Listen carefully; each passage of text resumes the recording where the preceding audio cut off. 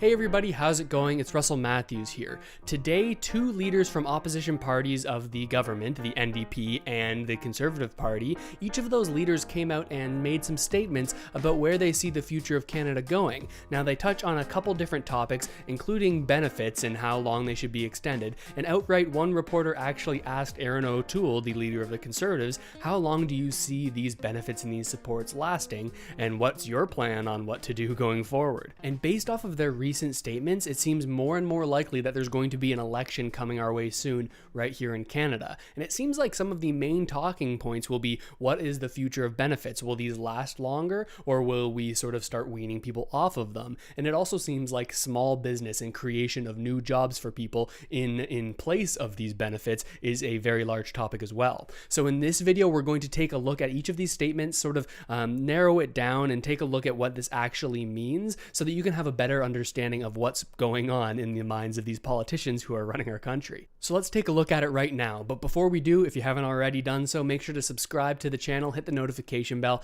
I'm bringing constant updates like this. And if you can think of anybody else who'd be interested in this channel, feel free to share it with a friend. So this is the press conference from the leader of the Conservatives, Erin O'Toole. Now, some of his main points that he makes in this press conference is that Canada spends more than many of the other big countries in the world on these pandemic supports and these programs that have been rolled out. But in his eyes, he's saying we don't see adequate results from this spending in terms of economic growth that we would expect to see, given that we are spending more. Now, we're not going to take a look at that portion of this. We're going to skip exactly to that question I was talking about, where he talks more about the future of benefits and what they'd look like under a future Conservative government. And, over the last year, the federal government has spent hundreds of billions of dollars in stimulus and aid packages to try to help people.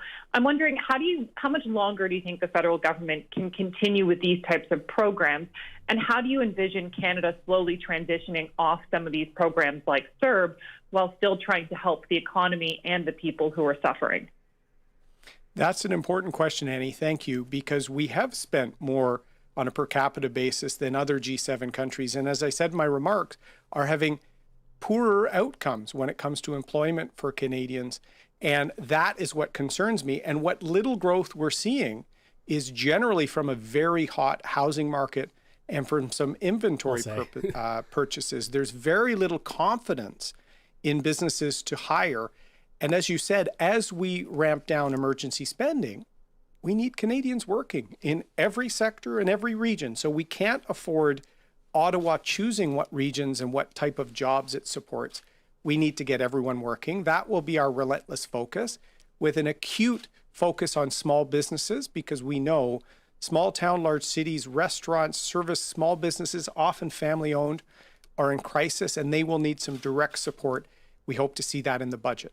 All right, there are a bunch of interesting things there. First off, he's mentioning that these are all things that he's hoping to see in the budget. Now, there's no word on when that budget is actually going to be released. Remember, that's Chrystia Freeland who's putting together that budget, and she's been sort of in consultations with a bunch of different stakeholders, business owners, and has even taken responses from Canadians on the Let's Talk Budget website. So we're expecting to hear from her soon about what Canada's economic plan is going forwards. Some key language that he makes use of here in this is saying that, hey, we're going to have to roll back this spending and roll back these programs. It's very clear that the Conservatives say, hey, it was necessary for us to have these programs in place, but it's going to come to an end. We have to figure out how we're going to move forward as a country and how people are going to be supported through their jobs rather than through these government benefits that many people have been on for close to a year now. But he does, however, emphasize the importance of spending just in the right places. So instead of having these overreaching supports, he instead says, hey, we need to focus more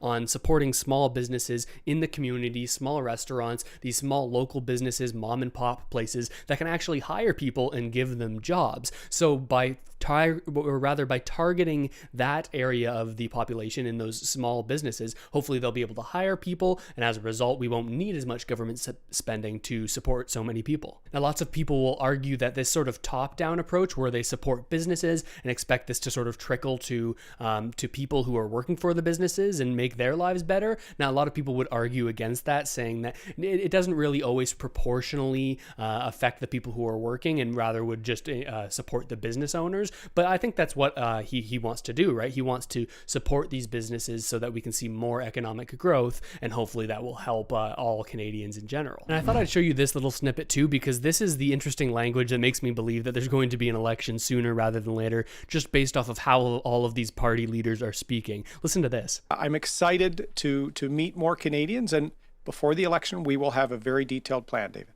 Yeah, so the question that he was asked was saying, hey, like, we haven't really seen the details of what your economic plan would look like, but you're so you're so critical of the Liberal government and their rollout of their plans. So it's interesting that he says, hey, we're going to have a plan before the next election.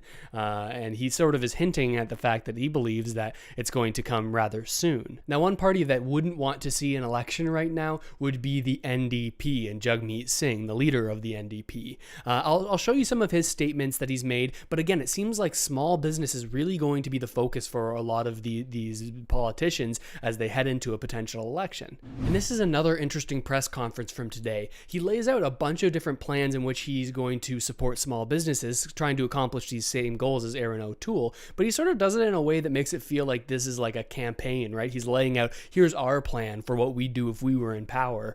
So again, this is sort of leaning towards the potential election. However, he has stated that he wants to wait until the end of the pandemic in order to start the election. The NDPs aren't polling particularly well right now compared to the other parties, so it's likely that some of these plans may not come into place because he doesn't want to trigger a federal election. But let's listen into this answer that he gives when he was asked the question, hey, what would you do? What's your plan to make this better for small businesses so we can have jobs for Canadians moving forward? And he sort of takes aim at large corporations and big banks in typical NDP fashion. Certainly, we saw right in the beginning of the pandemic that big banks, the large major banks in Canada, received massive supports from the Liberal government. Those same banks turned around and made record profits. So we've got the biggest banks in Canada making record profits, receiving massive supports from the government that specifically went specifically and were targeted to the big banks.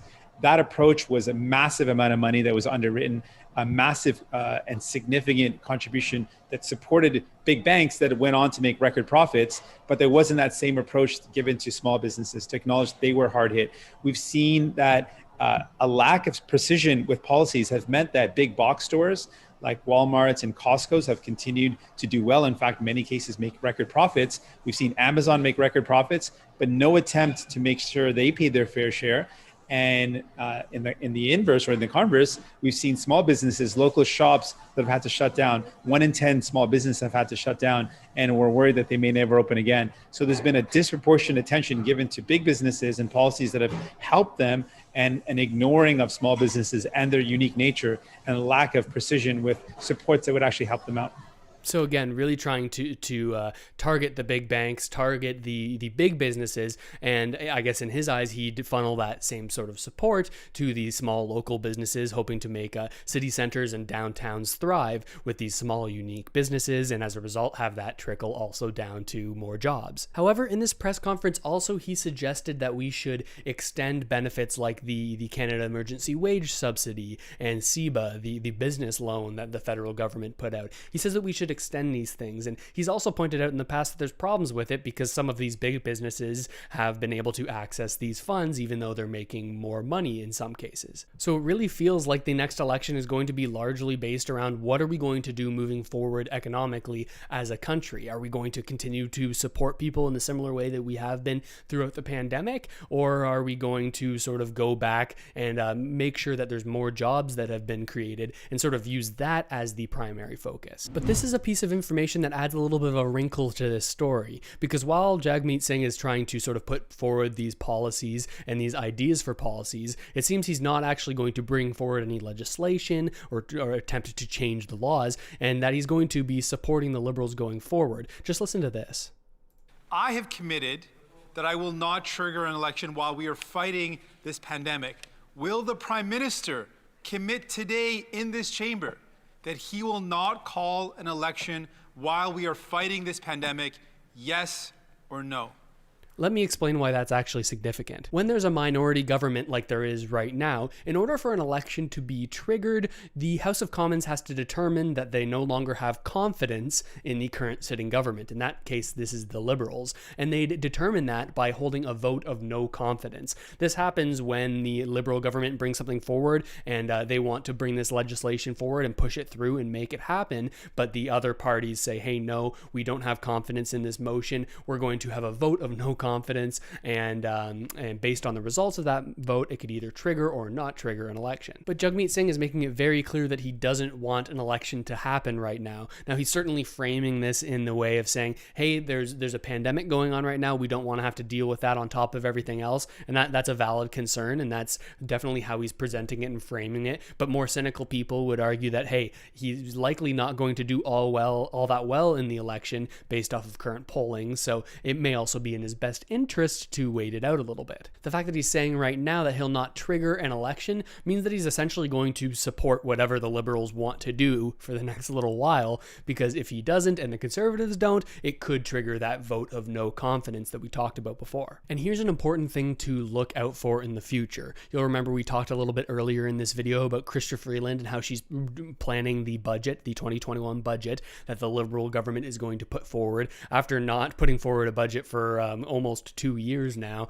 So it's really all going to hinge on that budget, I believe. They're going to have to wait and see what's inside that budget, and you will too. This is why following this stuff is so important, because inside of that budget will be the Liberals' plans for how they're going to go forward and economically recover from this pandemic. It could have news on benefits, which ones would be extended, which ones wouldn't be, how they'd go about making those decisions, what kind of supports for different jobs and different sectors and different businesses are going to be in Canada's future. This is going to affect every single Canadian's life going forward, so it's something you're going to want to pay attention to. Now, if it comes out and the other government don't like it, right? The NDP, the Conservatives, the Bloc Québécois, the Green Party, they decide, hey, we're not a fan of this budget. We're not going to pass anything through the House of Commons that sort of is in support of this budget. That could be what triggers the election, and that could be what we're talking about a whole heck of a lot here coming up. But that just about does it for me, everyone. If you found this video helpful, consider sharing it with somebody that would also like it,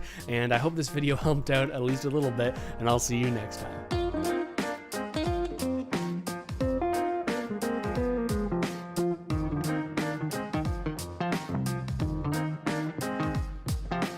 This channel is supported by viewers like you. Thanks, channel members.